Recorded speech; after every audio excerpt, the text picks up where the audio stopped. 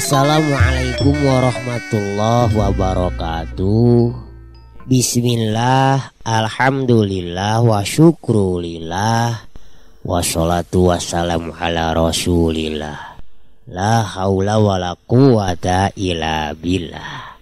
Aturan dulur barani wilujeng patepung dangu patepang sora ngalangkungan jomantara dina acara anu maneuh nyaeta dongeng Sunda nu disiarkeun saban dinten di radio siaran pendidikan barani.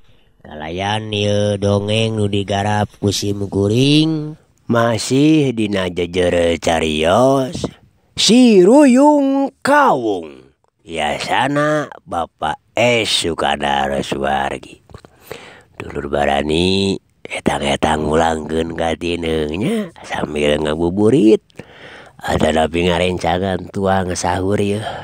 Sumangga sementawis ngintunana dikumkeun ka sadayana anu satia manco kana dongeng-dongeng Kang Yus. Didoakeun singkabak ko kabinga kitu nya. Sumangga atuh sok kaparayun sadayana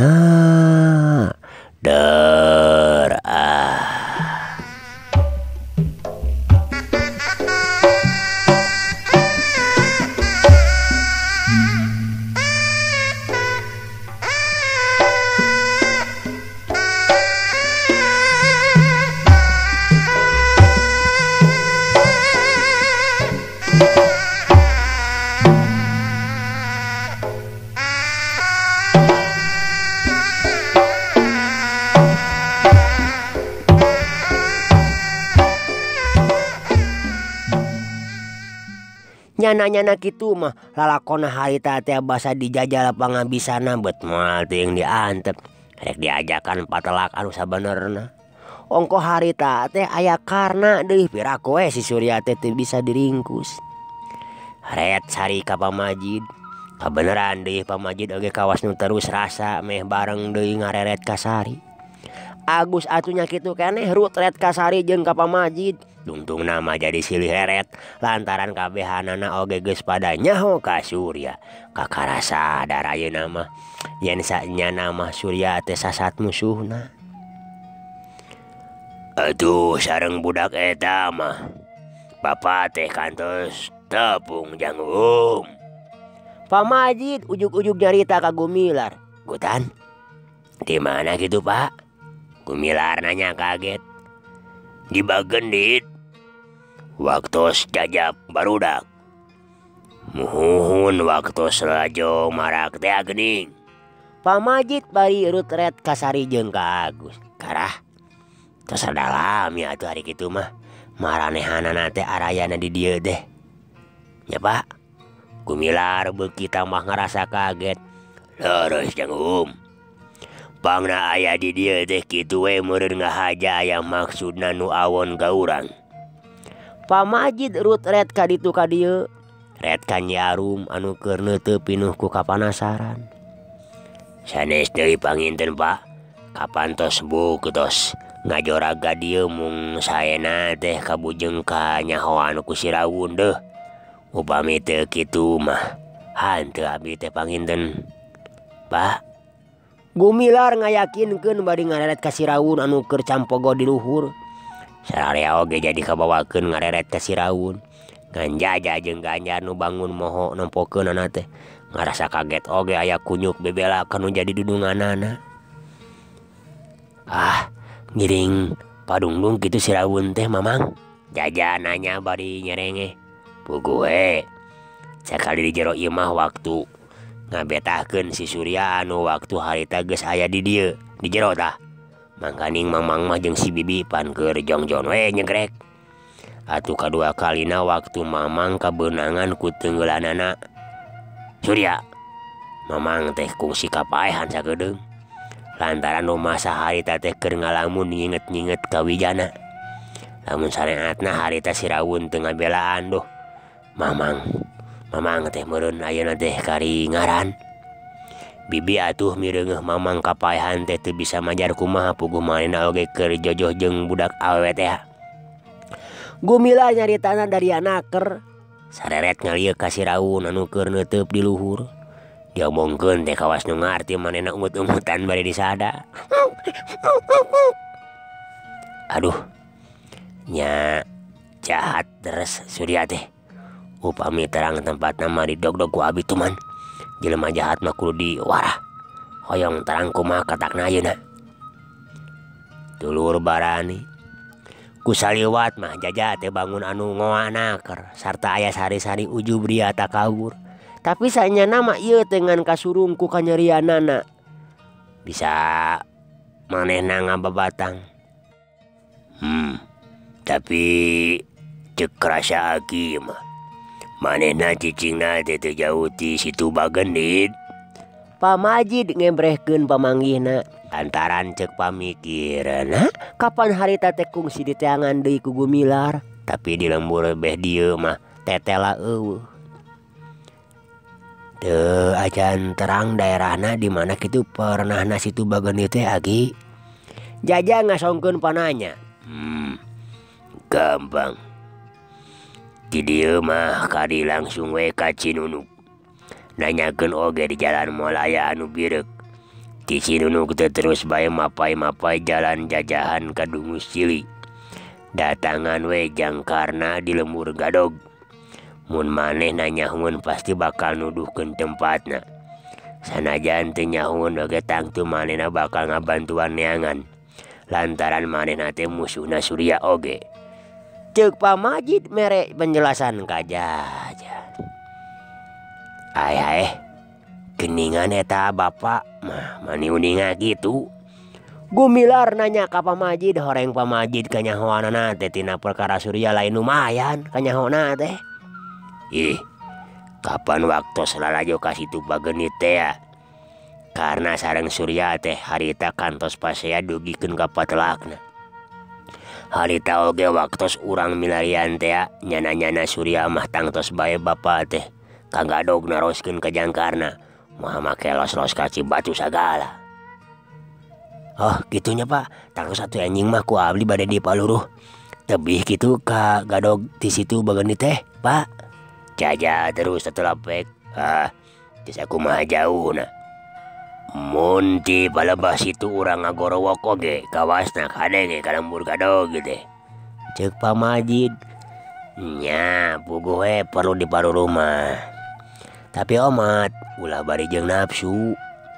Mun bisa mah kuleuleuy wae sugana tuh meunang bombolongan tina perkara budak Mamang teh. Wayahna bae jang Jaja paribasa kajen apes asal mepes. Kajen siga ele asal ulah cilaka. Kajen ngelehan maneh tapi urah barundak. Lantaran kapan urang teh aya nu dipamri. Omat tah jang Jaja ulah heuras geutaseun atawa keding hangit tapi kudu leuleus jejer liat tali. Henteu kekeureuweut daek ngelehan tapi meunangan anu dipalar supaya caina herang laukna beunang. Gumilar beak-beak nya mamatahan ka Jaja. Jaja ngahuleng sakedapan pugu dina dadana mah geus ngegurug pinuh ku nafsu. Lantaran manehna teh geus asa kacida teuing di kakayana ku Surya. Geus puguh dirina pribadi kapanyi edah oge kurang-kurang nama kahormatanana beunang digadabah lamun teu kaburu katulungan ku bapana mah. Tapi kitu oge teu hade lamun manehna kudu bedagong merugul mawa karep sorangan. Sanajan bari berat oge manehna janji ka Gumilar yen sagala papatahna pasti ku manehna bakal diestukeun bener-bener. Tapi lamun kekeh teuing mah Surya teu beunang dibawa leuleui nya kapaksa cenah rek make kakerasan.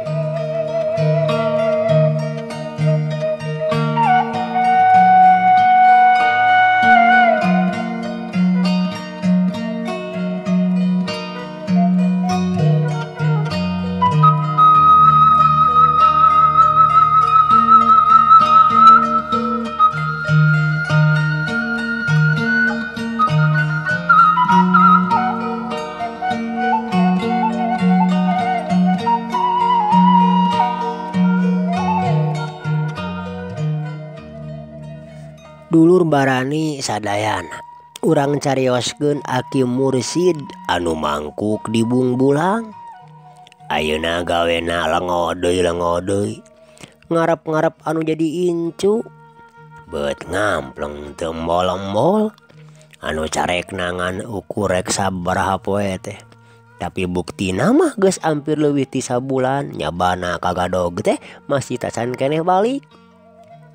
Lain sakali dua kali mun ti beurang teh Aki Mursid sok ngajentul bae dina golodog. Bari panonna mah mencrong ka jajalaneun ngarep-ngarep karna jeung Widarma. Teu kaop aya anu rentang-rentang sok curing hak teu boleh ambon bisi incuna datang. Ku Nini Amah mah sok digeungeureuhkeun malah bari jeung sok dibawaleh sagala. Keun bae cenah montong diarep-arep teuing da pugu aya indung bapana ieuh. Balik-balikanan aya di dieu budak teh moal aya kamajuan. Ongkoh ngaran-ngaran cicing di lemur singkur budak teh moal nya oge betaheun. Keun cenah cicing digadog supaya deukeut ka dayeuh. Sahanteuna di dayeuh mah loba pulunganeun sarta picontoheun pikeun kahirupanana. Ngaharepkeun naon cenah paling-paling ge ngalasuluh. Musuh we parentul geuning bareto oge kumaha. Bis bae budak teh bobor karahayuan. Kitu cenah cek Nini Amah teh. Ari manehna eta sok salah ngalarabkeun daun teh. Ieu Ninina sanajan bener oge di dieu teh lembur singkur. Tapi teu kurang-kurang aya hadena pikeun si Ujang teh. Keun sina diajar peurih. Sina ngarti yen hirup teh henteu babari. Ceuk sakumaha sanggahanana. Ku kituna dangtu bakal ngadatangkeun pengajaran pikeun dirina. Hirup kuru cileuh kentel beji teh lain bae ngadatangkeun hiji hikmah anu teu kira-kira hadena. Pikeun manehna ngamuli diri dina urusan lahiriah. Tapi oge bisa ngajadikeun pelajaran pikeun nguatkeun budina sarta nguatkeun rohanina. Cenah di dieu jadi loba musuh. Ari musuh mah teu di kampung teu di dayeuh. Jalma anu garoreng hate mah teu kurang. Teu matak jadi soal eta mah. Tapi mun hirup di dayeuh Ninina kumaha cenah cek Ninina tah. Loba picontoheun teh. Memang teu kurang-kurang picontoheunana mah. Tapi oge kapalsuanana teh teu kurang di dayeuh mah. Hirupna teh sigana teh aing-ainganaker. Sia-sia aing-aing. Eta teh sanyana. Sanajan teu sakabeh kitu tapi sakanyaho Aki mah loba pisan kitu teh. Geurayeuh Nini. Kaayaan urang mah kapan di dieu. Lamun sakalieun teu boga uyah bisa menta ka batur. Sakalieun kakurangan eusi entik kapan bisa ngeclok. Kabutuh teh silitungan. Tapi kumaha ari di dayeuh. Sakalieun urang kasesekan teh. Hese pisan menta tulung. Komo mun urangna daya pandangeunana mah kawasna bae mun aya anu ngagoler oge lang layeuskeun. Cing goledag we di emper-emper togo. Moal aya nu mirosea ieu. Lantaran di dayeuh mah kalolobaan mandangna teh ka jelema teh tina bungkusna. Daek nulungan teh lamun ka jelema anu aya araheunana. Ari kanu eueuh mah araheunana nya kokoro mah cadu ieu sigana ngareret teh. Tiwauhan ge geus tara daek da matak olok tombo kejo sieun di pentaan. Teu gampang nina. Hirup di dayeuh teh teu gampang. Kurang-kurang nama matak silaka teu pupuguh mangkaning di dayeuh mah loba menak. Heueuh, lamun urang kurang bener ngalakukeun sembah jongkok, untungna ukur ditayong bobokong. Cilakana lamun heg teh diserede ka pangberokan, komo eta mah bangsatuan. Lain deui galakna. Baheula oge waktu Aki keur luntalanto hareupeun toko. Kabeneran aya tuan mawa anjing gede naker ka Aki terek nyontrol. Aki ngejat bering nyebut si na ana habak teh. Manehna ngababuku itu kana hulu bali merdom bebeakan. Anu matak sinana teh mending oge sina di dieu. Cenah kudu ngalakonan sangsarakeun bae. Itung-itung tapana komo geuning kolot baheula mah nepikeun ka 40 poe 40 peuting teu mangih sangu tapi harirup we geuning. Aki Mursid reg eureun pidatona. Kop kana batok paragi manehna nginum mani geus medok. Leguk-leguk manehna nginum mani moho naker. Kugituna mameuntas pidato salila-lila piraku we teu ngarasa hanaang tuheureun ti koro. Harita teh kabeneran Aki Mursid teh keur ngobrol jeung Nini Amah di tengah imah. Nini Amah anu tadina mah ngawaweleh ka Aki Mursid na atuh ari geus ditembal mah beb bae cicing taya guam deui. Teuing pedah kahartieun caritaan Aki Mursid teh. Teuing pedah Nini Amah mah geus turuhun atawa teu sanggupeun maduan anu antukna majep bae jadi jempling. Sabot keur kitu. Kadenge di luar aya anu pupuntenan. Ari Bray teh panto dibuka sing horeng teh Madraup jeung Ki Obing tina angka agura. Saprak bareto silih hampura teh Madraup jeung Ki Obing teh jadi mineng ngaranjangna. Cenek nama ayeuna mah geus jadi baraya. Hampir sabinggu sakali mah anjang sono. Ae Kiraup Ki Obing. Yap ka dieu. Aki Mursid bari ngagentak nyampurkeun mapagese mah. Kalacat atuh Madraup jeung Ki Obing teh arunggah. Sabada sasalaman gukek duana nada riuk dina sama. Nini Amah atuh ngagentak ka pawon. Rek nyokot cangkir sedengkeun Aki Mursid ngojengkang ka pangkeng rek nyokot bako mole pikeun eusi dompetna anu harita geus kempes. Teh acan mulih kene cenah jangkarna deh Bapak. Madraup mimiti muka obrolan. Nyeta puguh bieu oge keur disawalakeun jeung ninina. Abong kena nganjang ka inung bapana. Budak teh mani ngampleng cenah.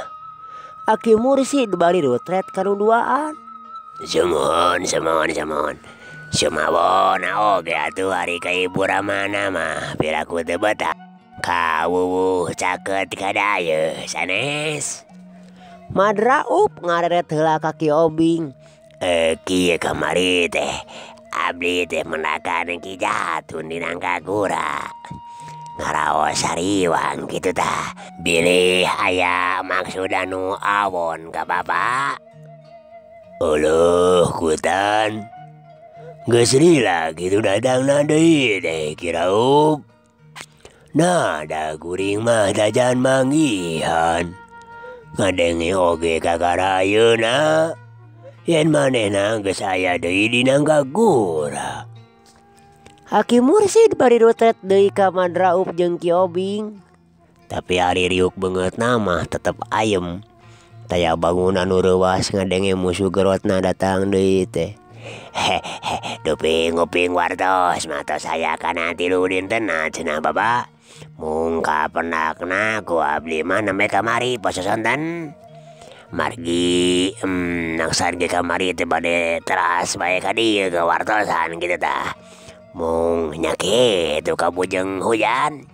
Di ditu mah teu kinten ageungna sapertos dicicikeun wae ti langit hujan teh.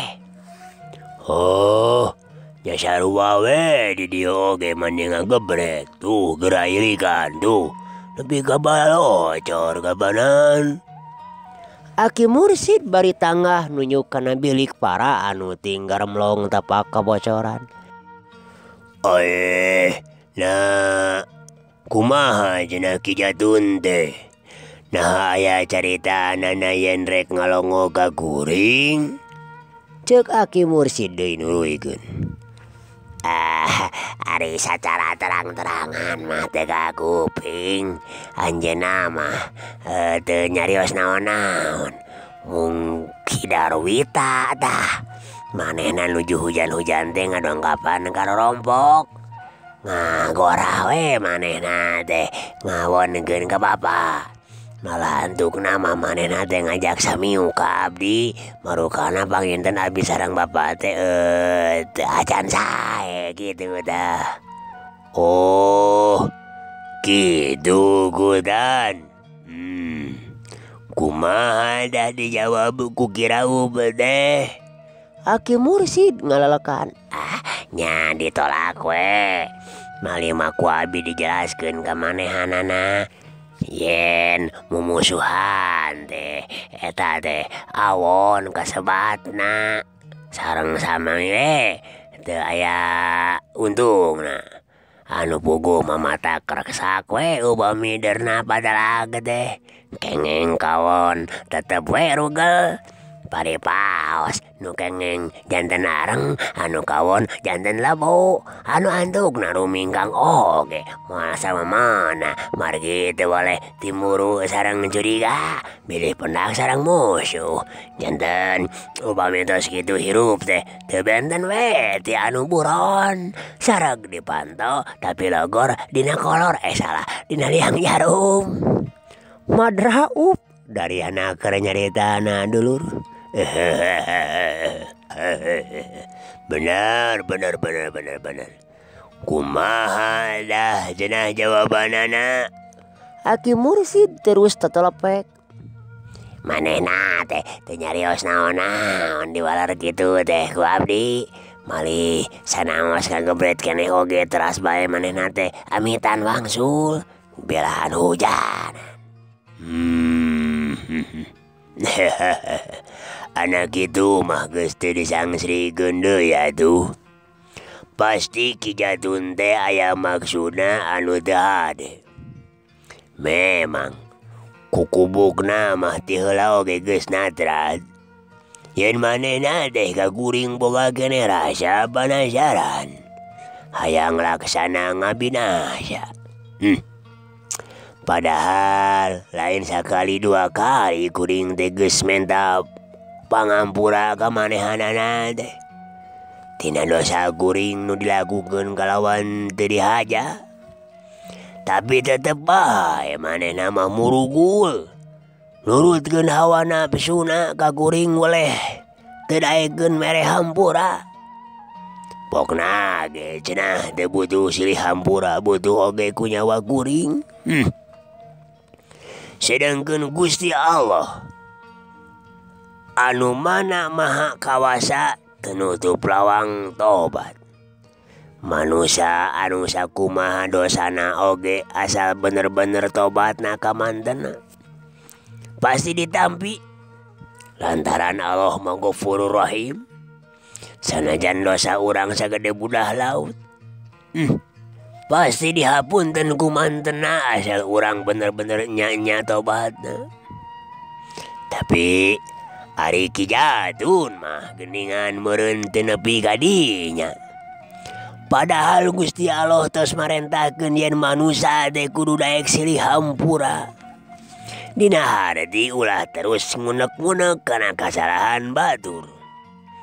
Lantaran manusia anu gede hampura teh eta tananing manusia jembar hatena tur luhur budina. Garawe hubungan anu geus pegat bisa disambungkeun deui ku jalan Sidi Hampura mah. Malah dina purungna deui campur gaul teh sok leuwih raket tibatan samemehna pegat. Heueuh, contona we Andika duaan. Kapan ti heula mah jeung kuring teh saukur wawuh. Tapi sanggeusna urang pareheng sarta palulubarekeun dosa masing-masing. Saeungeusna Sidi Hampura tina kasalahan urang sewang-sewangan. Kapan hubungan urang teh ayeuna mah leuwih raket, leuwih dalit. Halo larasnya, laras. Cenah dulur. Ki Obing ngilu nempas. Ya. Jadi tetela Ki Obing Badraup. Sidi Hampuraan teh gede pisan hikmahna. Lantaran lamun manusia geus leungit Sidi Hampura eta nganu harti manehna gudangna sifat dendem sarta ngunek-ngunek. Ari sifat dendem apaan teu beda we ti bom waktu anu sakali mangsa mah pasti bae ngabaledug bisa nimbulkeun karuksakan anu kacida hebatna. Kitu tah. Jeung lamun kita Al-Qur'an namun urang boga rasa dendam kasih saha diri teh. Kasiksa ku perasaan sorangan. Ku hayang ngakalakeun teh baturna mah nu kurang neki kakalakeun buah kerteng-tem ayem. Rugi urang boga sifat dendam teh. Sidi Hampura teh bisa oge jadi ubar pikeun hirup kumuh ku jalan Sidi Hampura sifat jalma hasud hiri dengki ka bapada kaula teh bisa disingkirkeun. Anu akhirna pasti bakal timbul hirup rukun sauyunan sabapait sabamanis. Laras sebuah laras cek Madraup ungut-ungutan. Tapi teu sakabeh jalma bisa ngajalankeunana. Ngan urang salaku manusia anu boga padoman anu geus dicontohkeun ku Rasulullah. Nyeta saha anu ngumbar amarah sarta lain sapantesna kudu amek. Eta teh datangna ti setan. Tapi sabalikna saha anu ngajedog aya kaguam padahal aya dina hal-hal anu sapantesna kudu amek. Anu kitu teh kalde pingaraneunana. Tah ku ayana tuntunan Kangjeng Nabi Muhammad sallallahu alaihi wasallam bieu kurang bisa dipake padoman. Anu kumaha urang kudu nyandet nafsu oge, nu kumaha urang kudu bertindak oge, sanajan kudu bari jeung ngaluarkeun amarah. Ku kitu Naraup, Obing. Jelas meureun ku Andika bisa disawang. Kumaha pamandegan kaula dina hal anu aya patula-patalina jeung Ki Jatun. Reg Aki Mursid teh eureun heula nyaritana. Gep kana bako, regot-regot manehna nginum ngabaseuhan ti corona. Ki Obing jeung Badraup sajongjongan mah ngaharulang heula barang maranehna geus tamat ngadenge caritana Ki Mursid anu lain bae jelas dina ngebrehkeun pamadeganana teh. Oge mangrupa papatah anu kacida gede gunana pikeun maranehanana. Ku kituna masing-masing pada ngayakinkeun dina hatena yen Aki Mursid teh lain bae cukup ilmu jemar pangabisa dina urusan lahiriah. Tapi oge ngabogaan pribadi anu kacida luhurna sarta jembara jiwana. Cek paribasa mah Aki Mursid teh kolot tua tuhu nya kolot umurna pantes amun diadaban teh nya kolot jeujehanana nya pantes lamun diturut cinek nama pantes dipake panyalindungan.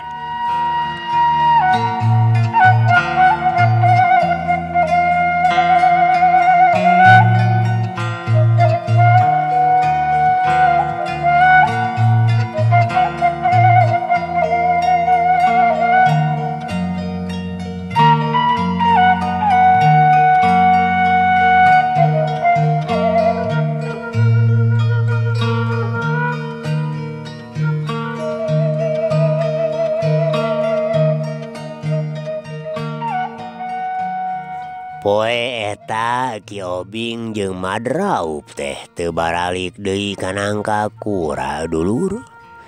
Saperkara maranehanana teh geus ngadenge ti Darwita yen beuting engke teh Ki Jatun baris ngadatangan Imah Haji Mursid.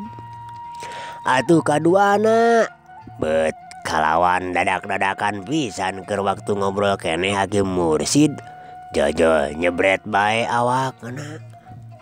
Mimitina mah tina babatukan terus ngokoh taya eureuna anu antukna mah badana nyebret panas kahujanan meureun kamarina. Keur mah hujan kakara manehna kukulunan di luhur meneran kenteng anu pareupeus. Sanajan awakna teh jibreg oge lantaran make dudukui gaya bag. Tapi kabulusan mah geus tang tuh. Ieu sababna Ki Obing jeung Madraup teh teu baralik ka nangka kura. Pokona mah ngarasa melang oge ka Haji Mursid. Mangkaning sasat kaayaanana harita teh keur gering. Reup magrib Madraup jeung Ki Obing dariuk di tengah imah. Sedengkeun Haji Mursid ngadeng di enggona dibaturan ku Nini Amah. Awakna kalaka beuki nyebret. Sakitu geus diboboreh teh hanger we taya tanda-tanda rerep. Harita mah kabeneran teu turun hujan. Langit lenglang pinuh ku bentang nu barana. Sanajan bulan can tembong tapi kaayaan beuting teh teu medem teuing. Masih awas dideuleuan mun lumaku teh moal matak ti tatarajong. Dug bedug di tengah lembur ciciren magrib geus beak diganti ku Isa anu ngurunyung. Dituturkeun ku melowungna sora nu adan dieusi uar pangajak ka sakumna manusia. Madraup jeung Ki Obing sajeroning dariuk di tengah imah teh hatena mah teu weleh gegebegan sok sieun Ki Jatun teh ngurunyung datang. Teu kaop ngadenge sora anu ngareket di luar atawa anu ngagepluk ceulina mani rancung ngadedengekeun. Duana silih reret papelong-pelong curigaan mah teu wudu we bari hatena seseblakan. Leheung-leheung mun Ki Jatun teh ngareti yen Haji Mursid keur gering. Kumaha mun murugul ngagugun nafsu karep maksa mirusa ngakaya kanu sasatna teu walakaya. Mun dilawan ku maranehanana can puguh bisa dielehkeun puguh Ki Jatun teh geus kakoncara ahli jurit Bitotama wewasena teu beunang dihina basa. Kowo ayeuna dina datangna deui ka nangka kura teh cenah manehanana meuntas nyipu deui pangaweruhna. Ti guruna anu mangkuk di Jampang Kulon bawahan Sukabumi. Sabot keureting haruleng goprak sada anu maduk gambaran di golodog. Celengkeng disusul ku sora anu pupuntenan sidik sora Darwita. Sampurasun Pak Mursid aya kitu. Sa dulur barani sanajan apal tapi teu burung we Madraup teh nanyakeun. Nuju udur nun Pak Mursid mah. Cenah bari kojengkang Madraup teh mukakeun panto. Hatena mah geus mimiti ratug tutunggulan. Geuning eta Ki Obing jeung Ki Raup araya di dieu geuning. Tetela anu pupuntenan teh Darwita. Awaseuna keur kanu muka panto teh. Lantaran Ki Obing nyampurkeun bari mawa cempor. Nyeta nuju ngalayat Pak Mursid dadamang. Madraup nembalan.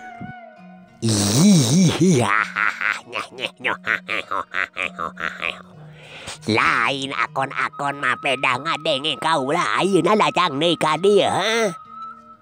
Ngadadak aya anu nyelengkeung bari seuri. Nu dinu rada poek lewat tembongan sing horeng teh Ki Jatun. Laras nun nuju udur. Madraup nemalan bari ngareret ka Ki Jatun anu keur ngabedega.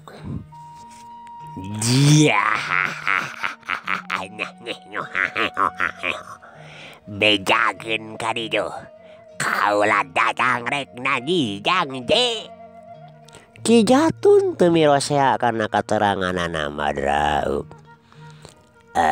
Sanggem kuring oge nuju udur. Madraup ngajelaskeun. Nya teu bisa gitu aing manggihan he. Ki Jatun kawas anu teu ngarti. Nyasat oge udur mah tuh. Madraup nemalan deui hatena beuki tambah ratug sok sieun Ki Jatun murugul. Kumaha ajeuna? Ki Jatun nemongkeun pamola kawas anu bingung bari jeung nyengir. Upami bade ngalayat mamang atuh calik namung upami aya maksad deui anu sanes. Nya mugi ulah janten bendue rupina mah Pak Mursid teh moal tiasa nyaosan. Madraup maksakeun neger-neger maneh. Ari anjika ieu teh nyahaon di dari ye, hah? Ki Jatun kalakan nanyakeun. Sawaha nuju ngalayat nudur. Jadi kaula ge kudu balik rengohnya. Kana kitu rupina mah. Madraup nemalan bari tetep ratug. Pantrang euy. Pantrang kaula mah balik ka Bahaya. Tapi hari kitu mah teu nanaon lah kaula rek manggihan heula. Lain rek ngalayat rek nyarita heula we. Sakecap dua kecap mah bae gitu. Ki Jatun maju ngadeukeutan golodog. Nu mawi nuju udur. Madraup satengah ngayakinkeun. Pamikirna taya perlu nari sakadarek ngambek mah. Cerewet deing sia teh Raup. Tita tadi oge kadengeng ku kaula teh euy. Ngidinan moal kaula ayeuna rek unggah. Ki Jatun mimiti nyaritana heuras. Panonna mun cereng tandaning getih geus mimiti naek. Sangam obi oge upami bade ngalayat mah mangga. Mung upami bade nyarios anu tekantenan mah wayana bae. Matak bae ngalangkung parna kanu teu damangna. Madraup tetep teu mikeun. Hatena ayeuna geus nekad kumaha behna we lantaran Aki Mursid perlu ditangtayungan. Aduh nyampe tegong siamah Raup. Dengekeun deuleu kaula mah sanggeuk deuleu kudu ngalayan kamu suger wat satelu kabuyutan. Ngartos ya teh ngartos teu. Sumuhun upami kitu mah saya mulih dewe atuh. Hade. Tapi si Mursid kudu aya gantina. Tauron si aing ha. Ki Jatun antuk nama jadi nangtang ka Madraup. Kumaha Raup? Poro-toron sia teh. Ki Jatun nyesedek. Barang mideungeuh Madraup kalaka cicing teu daek nemalan. Kumaha daek si lain jadi gantinya si Mursid deh? Atawa ngidinan ka dewek pikeun asup. Ngawidian mah tetep moal. Hanas abi kedah janten gentosna Bang Mursid teu janten pamangan. Upami kedah-kedah teuing mah mung ulah majarkeun abi cucungah we ka sabuh. Madraup dulur. Bener-bener ayeuna mah geus nekad. Hatena geus buleun pikeun ngabelaan Bang Mursid. Sanajan kudu narohkeun nyawana sorangan. Lain deui Ki Obi ngaranjugna barang ngadenge caritaan Madraup gitu teh. Puguh lain pitandingeunana sarua we ti bonteng ngalawan kadu. Darwita atunya kitu kene pikirna Madraup teh asal lalawaranaker. Atuh Ki Jatuna sorangan teu buru ngarasa kaget. Teu sangka Madraup teh rek gede hate gitu.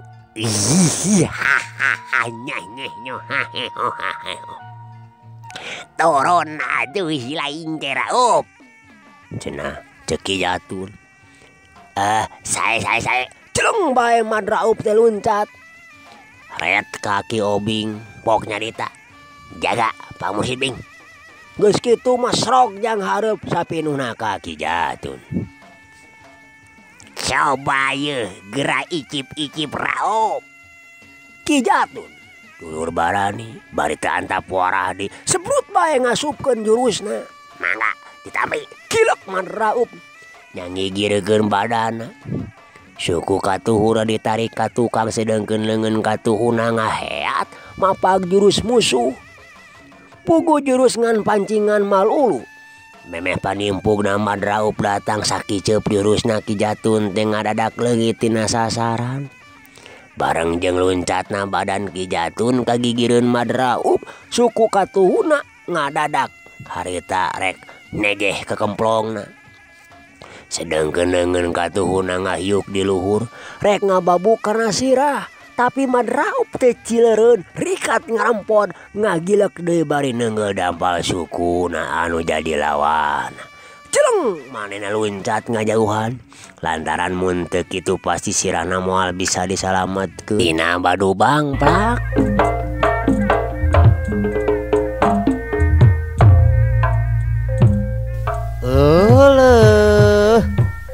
Tos aya badu bangplak dulur karaosnya ku kituna dur hapunten pisan. Cak carios si Ruyung Kawung urang cekapkeun dugi ka dieu heula dulurnya. Hapunten tina sanes kanten kahilapan kakiranganana. Insyaallah kapayuna tiasa diseraskeun ya. Nuju kirang lalawas serius teh mudah-mudahan we cing dipasihan kalancarannya. Undur kantun dulur bani sadayana kalian ditutup wae. Akhirul kalam. Wassalamualaikum warahmatullahi wabarakatuh. Permios.